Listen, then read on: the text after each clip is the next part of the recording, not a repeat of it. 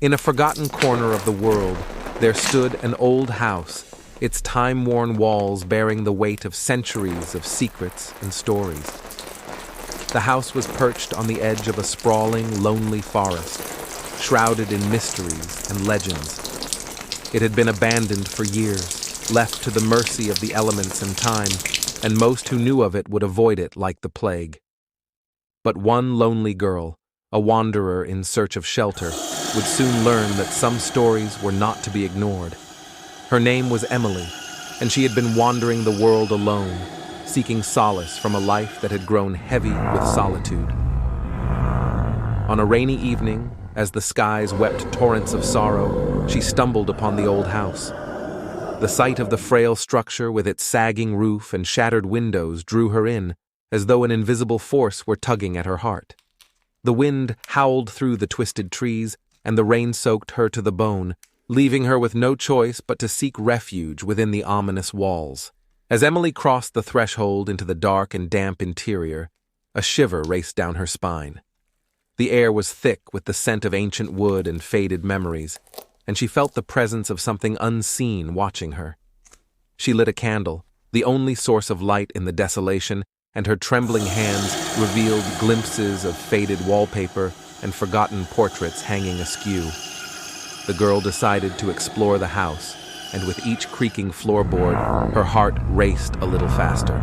The rain continued to pour, beating a haunting rhythm on the window panes, while the forest beyond groaned with the weight of its own secrets. The wind outside seemed to carry voices, whispers and sighs that danced on the edge of perception.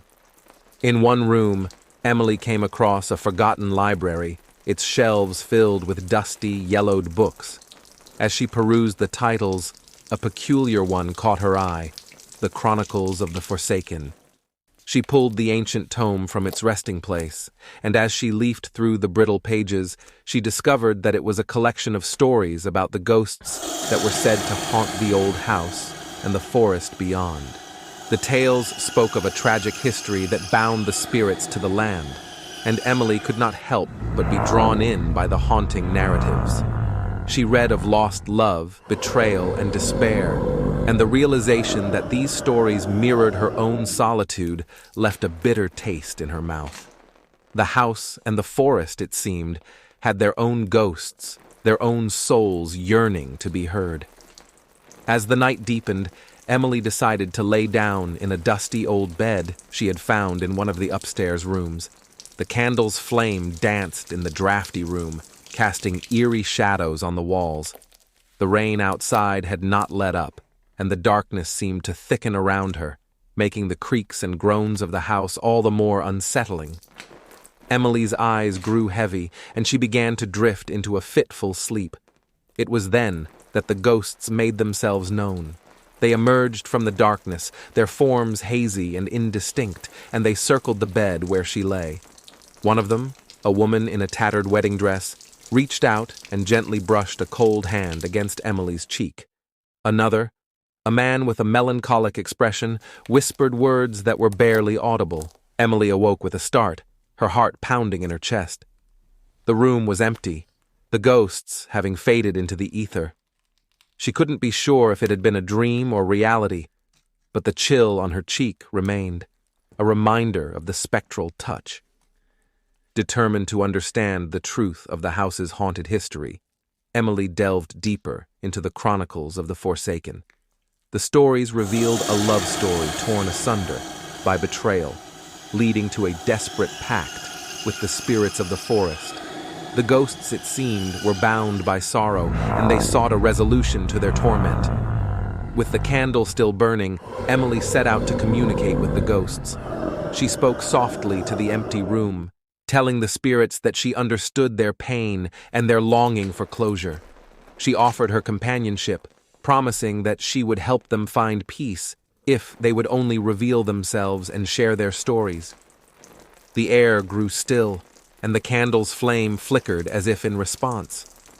Slowly, the ghosts began to reappear, their forms becoming clearer and more defined. The woman in the wedding dress wept as she recounted her tale of love and betrayal, and the man with the melancholic expression confessed to his own role in the tragedy. As the night wore on, Emily listened to their stories with a heavy heart, tears filling her eyes as she witnessed their pain. She made a solemn vow to help them find the resolution they so desperately sought. Together, they devised a plan to release the spirits from their torment, one that would require Emily to delve into the darkest corners of the forest and face the very heart of the tragedy that had bound the souls for centuries. As dawn broke, Emily left the old house behind, her heart filled with a newfound purpose.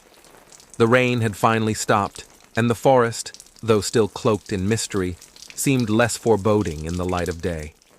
With the ghosts by her side, she set out on a journey to unravel the secrets of the forsaken souls and bring them the peace they so longed for. The lonely girl had become a beacon of hope for the forgotten spirits of the old house and the haunted forest. Together, they would confront the past, seeking redemption and closure, and in doing so, perhaps find solace for their own wounded hearts. The journey would be treacherous, but they were united by a common purpose, bound by the threads of fate and the desire to break free from the chains of the past. And as the world around them came to life with the first light of day, they ventured forth into the depths of the forest, where the answers to their haunting stories awaited, and where they would confront the darkness that had held them captive for so long.